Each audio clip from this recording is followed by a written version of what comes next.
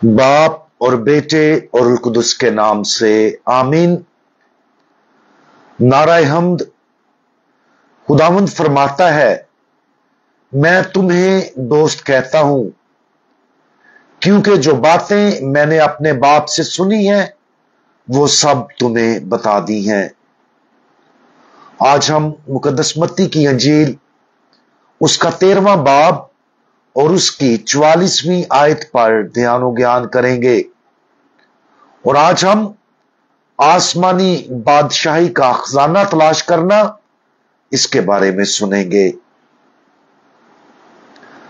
आसमान की बादशाही उस खजाने की मानिंद है जो खेत में छुपाया हुआ है, जिसे कोई आदमी पाकर छुपा देता है और खुशी के मारे जाकर अपना सब कुछ बेचता और उस खेत को मूल ले लेता है। आज की अंजील मुकद्दस हमें दो बहुत ही मुख्तसर और एक जैसी तमसीलें पेश करती है। पहली तमसील, जिसका ऊपर हवाला दिया गया है, उसमें आसमानी बादशाही को एक खजाने से तशबीह दी गई है और दूसरी तमसील में आसमानी बादशाहत को एक बहुत कीमती मोती से तशबीह दी गई है। अगरचे ये तमसीलें एक दूसरे से बहुत मिलती जुलती हैं, लेकिन उनमें गौर तलब फर्क भी है। ऐसा मालूम होता है कि पहली तमसील में जिस खजाने का जिक्र किया गया है वो हादसाती तौर पर दरियाफ्त हुआ है और कोई उसे ढूंढता नहीं, बल्कि उसे ऐसे ही मिल जाता है। जबकि दूसरी तमसील इसके बरक्स है। इसमें सौदागर बेशबहा कीमती मोती को तलाश के बाद हासिल करता है। हम अक्सर अपनी जिंदगियों में अंजीली खजाने को खुदा बाप की मदद से तलाश किए बगैर हासिल करते हैं। मिसाल के तौर पर, अगर कोई हमारे लिए मोहब्बत का एक अमल हमें बगैर तलाश किए पेश करे, तो यह खुदा हमें अपनी बादशाही का खजाना दे रहा है।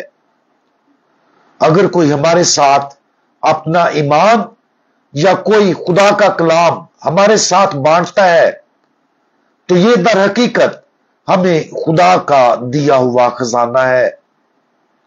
मसला यह है कि कई बार जब हमें अंजील मुकद्दस के ये खजाने दिए जाते हैं तो हम उन्हें खजाने के तौर पर नहीं देखते। मिसाल के तौर पर तसव्वुर करें कि अगर इस तमसील में शख्स खेत में खजाने को ठोकर लगाता है और उस खजाने के लिए बेहिसी और दिलचस्पी नहीं दिखाता और दूर खड़े ही उस खजाने को देखता है और अपने अंदर यह तजस्सुस पैदा नहीं करता कि पास जाकर उस खजाने को देखे, तो ऐसा शख्स कभी भी यह नहीं करेगा कि जाकर अपना सब कुछ बेच दे और उस खेत को खरीद ले जिसमें खजाना है। एक वाज़े पैगाम जो इस पहली तमसील से जाहिर होता है वो ये है कि हमें खुदा के फजाइल के अनगिनत खजानों की तरफ ध्यान देना चाहिए जो हमें हर रोज दिए गए हैं।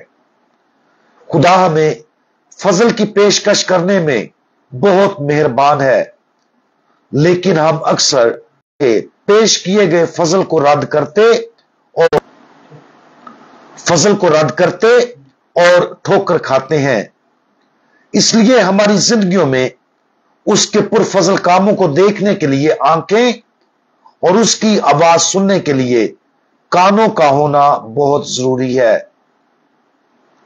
दूसरा पैगाम जो इन दोनों तमसीलों में वाज़े तौर पर दिया गया है वो ये है कि एक बार जब हम उन नेमतों को जो खुदा हमें हर रोज अता करता है तलाश कर लेते हैं, तो हमें अपने अंदर उन नेमतों को हासिल करने के लिए पुरजोश ख्वाहिश को प्रवान चढ़ाना चाहिए, ताकि हम उनको हासिल करने के लिए कुछ भी करने को तैयार हों।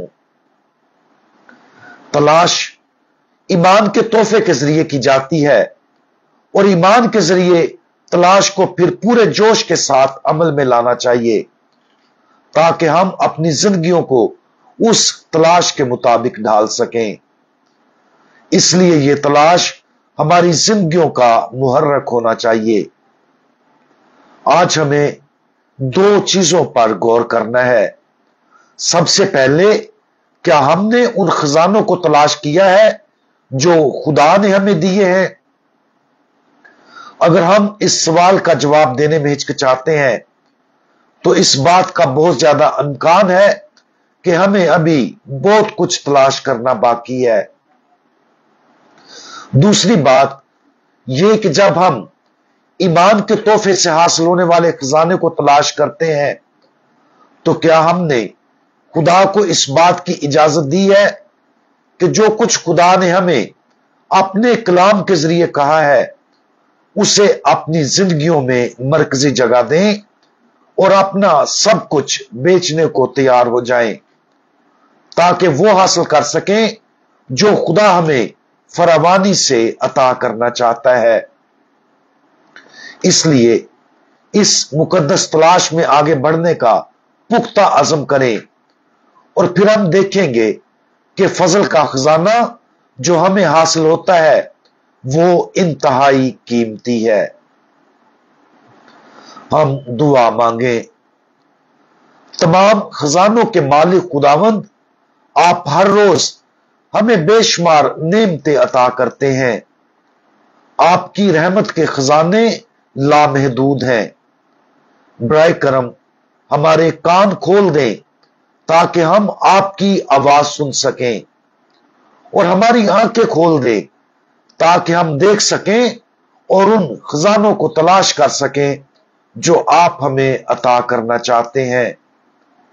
हमें ईमान की मजबूती और फजल की भरपूरी अता करें ताकि आप और आपकी बादशाही का खजाना हमारी जिंदगियों का वाहिद मरकज बन जाए। खुदा यीशु मसीह, हमारा भरोसा आप पर है। आमीन।